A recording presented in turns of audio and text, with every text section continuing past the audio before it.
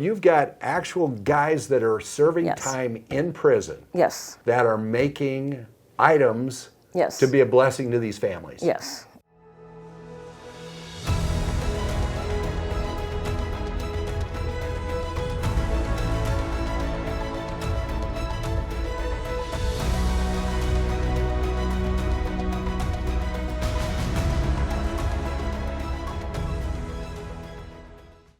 Today I've got another great friend with me, and we want to be an encouragement to you because have you ever felt like you're an ordinary person, but God can use that in an extraordinary way?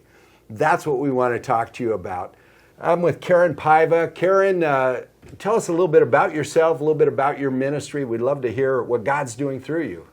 Well, my ministry is John 3:16 Creations, and we make blankets and other handmade gifts for parents of deceased babies within the NICU system of St. Luke's. Woo! Oh my goodness. So parents are going through this horrendous experience of losing a baby, and they're getting some of your amazing creations to be able to be an encouragement during this time. Yes. Yeah, we make them for, it's their choice. They get to choose what blankets they want or what outfits they want. Sure. Their choice, and they can choose to bury their baby in it or keep it as a keepsake. Man, that's touching to have that happen in such a critical time of their life. So how many of these have you given out? What does that look like? For the past 2.5, 3 years, we have donated over 300 items. Wow, 300 items. Now, how did you ever come up with this? I mean, how did this get started? Well, when I first moved to Idaho, I was staying at a place that had a flyer on their bulletin board requesting people to make blankets for this reason, for the deceased babies, for the families. Right. And when I saw that, I thought I could do that. And even though I cannot crochet or knit, the Lord used me to bring this about. And it worked out. So so they need blankets and you go, I can't crochet or knit, but still I want to move forward? I tried, but it didn't work. Okay. But something worked because these are amazing. Yeah, so I ended up talking to some people at church and who had already done similar outreaches. I went to the outreach, the collaboration that you had, and I learned a little bit there. I read your book, and by pretty much going through these other people too, they told me how to get started. Okay. Just to start it. And then, of course, I spoke to you, and what encouraged me was you were all for it. And said, yeah, let's do this. And so I did. And I started with the expo, and I got a few ladies to sign up. Okay. Who are excellent at crocheting and made some beautiful blankets for this reason.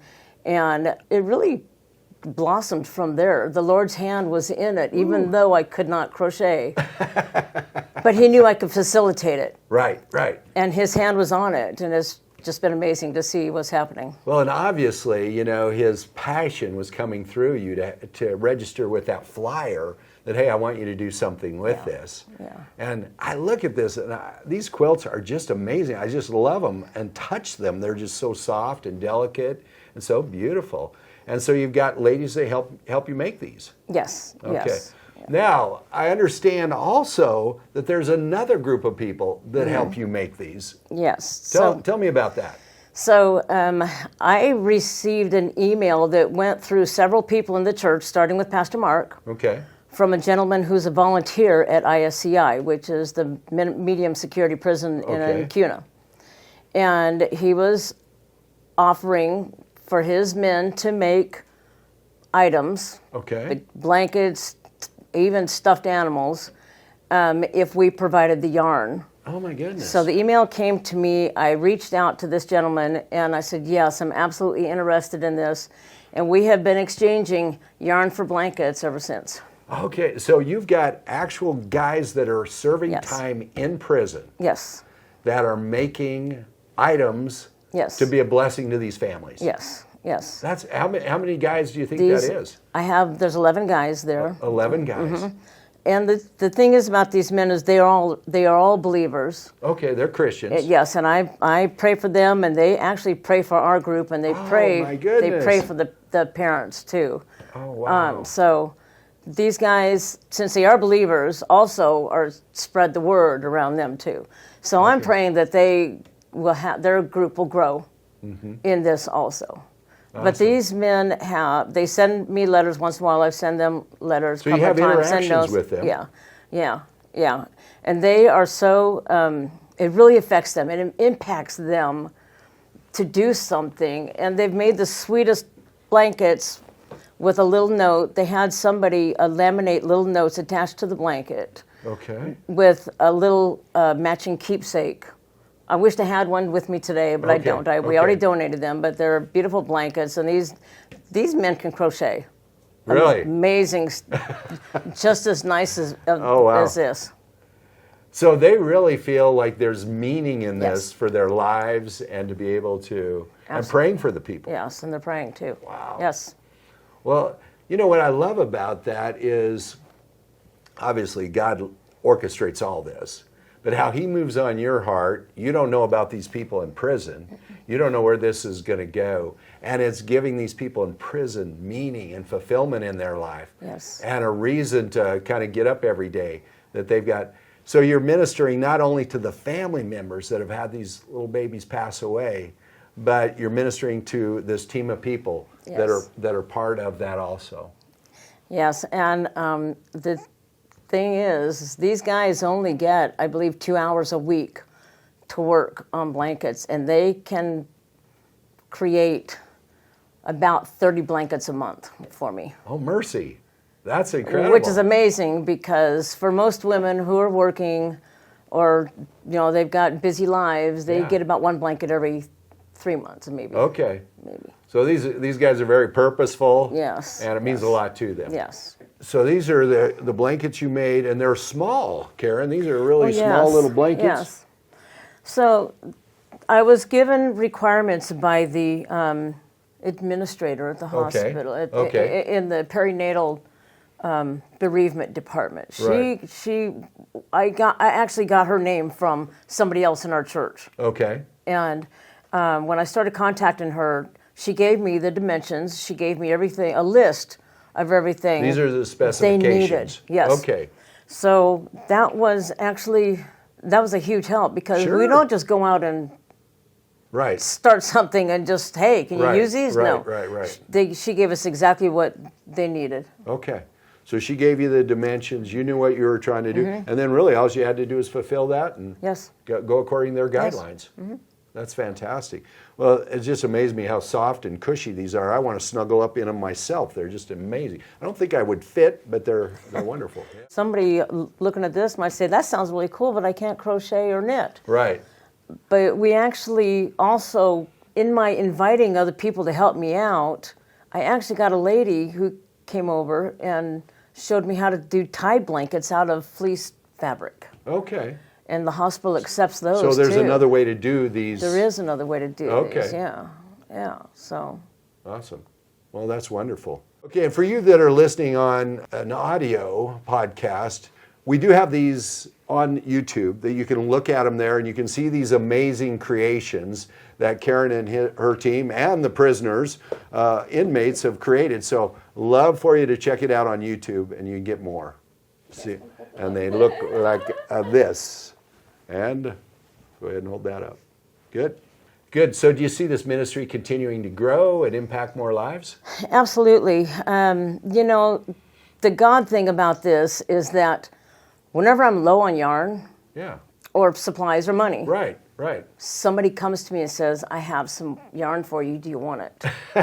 Or I have some finances for you. Right. So I don't even have to ask people anymore.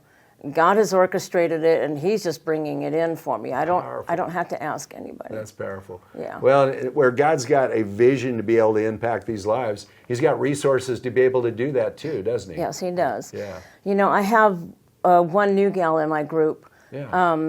She's one who made these, actually. Okay. She's also making, this is something that we have done in the past, we've made gift bags for the moms. Okay. But instead of making gift bags, she's very creative, and she'd come up with the idea to make just a crocheted little pocket. And instead of doing a gift bag, it would be, because we like to give something to the moms that would just help them get through. And it's just a little pampered stuff with lotion, chapstick, a candle, or something, so just a few things. And she came up with this beautiful idea to make these little crocheted pockets with these in, and then we will give them to the hospital. Awesome.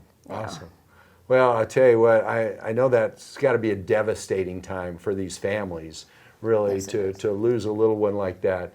And I know you guys are praying over these blankets and loving on this and really trying to show God's love. Now, what advice would you give to somebody that maybe they're in a similar situation where God's moving on in their heart to do something more? I would say first, I don't know, I would speak to people around you first. Okay. And it really helps to get some support, whether it's a friend who says, yes, I'll go in with you on this. And you want to find out, you just want to find out what you can do. You want to find who you're going to work for to start with. Right. What you're going to make for them or what you're going to do for them, no matter what the outreach is. You can do just a little research on your own and then bring it to your pastor and say, listen, I've got this idea. This is what I would like to do. And, I really have found it to be very simple to start an outreach. I thought it was going to be really complicated and scary. This is really good. You thought it'd be really complicated. I thought it would be, but it was not. It was just so simple. It's just when the Lord is in it, it's all going to come together. Right. So part of those steps you were talking about is find other people maybe with a similar heart, and that you're going to meet a need that's out there in the community, and just kind of keep praying about it and start moving forward in that direction. Yeah. All right, good. And then share it with your pastor, talk to him, and those type of things. Yes. Now, do you think as a church we've done a very good job of coming alongside you and helping you, or? Oh, yes. Okay. Yeah. One area where I didn't really know that I could be a part of was each time at Christmas time when they put up the wreaths. Okay. People can donate to the outreaches, whatever outreach they want. And I mentioned to somebody at that time that I needed some more yarn because I had the inmates wanted to start working. Right. And actually it was Marcy told me that she says, we can put your name up there. Okay. And I couldn't believe the donations that I got for So to that. bring clarity, kind of what you're talking about there, during the Christmas season, us as a church will put up wreaths with needs for different outreaches. Yes. Maybe that's people that are living on the street. What do they need? Obviously, we minister with hundreds and hundreds of senior citizens. What seniors need, what people on the street need, and what you needed for your ministry with yarn. With the yarn, and what the jail and prison ministry needs. All these different, and people just have a great heart, don't they? Yes, just to be able to help facilitate those things, and they want to share God's love in their way because they know that you're using your gifts and abilities to share it in this way. Yeah. Yes. Yeah. So that's been a big help to you. A huge blessing. All right, good. Any other advice that you could give somebody moving forward? I would just say if there's something on your heart to do, don't hesitate. Get the ball rolling, because if God's going to use you to do something, He's going to handle the details. You just need to put your heart out there and step out in faith and do it, because He's in the details. He's going to take care of it all. Karyne, I think that's a powerful testimony, because really, if God is wanting to do something, He does have those answers, doesn't He? Yes, He does. As far as who else to work with, how to handle the finances, the provision, all those different things. And it's really up to us just to walk by faith and to be praying and start moving forward. Fantastic. Well, I think this gives people a powerful understanding, really, of how you've used your talents and are using your talents to be able to move forward.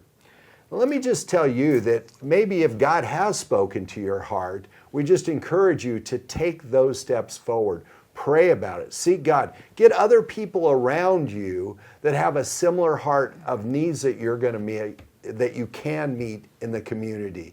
And hopefully in the future, we will be sharing your testimony about the lives that you're impacting. So if this has been meaningful for you, I just encourage you to like this, to subscribe to this channel, and also share this to other people. There's other people that God wants to move through in this amazing way, and we can be part of facilitating those answers and showing God's love to a broken community. Karyne, thanks for being with us, and we really appreciate it. We just pray God's blessings over you. We know that this is just going to increase, and more lives are going to be impacted. So thank you very much. Thank you very much.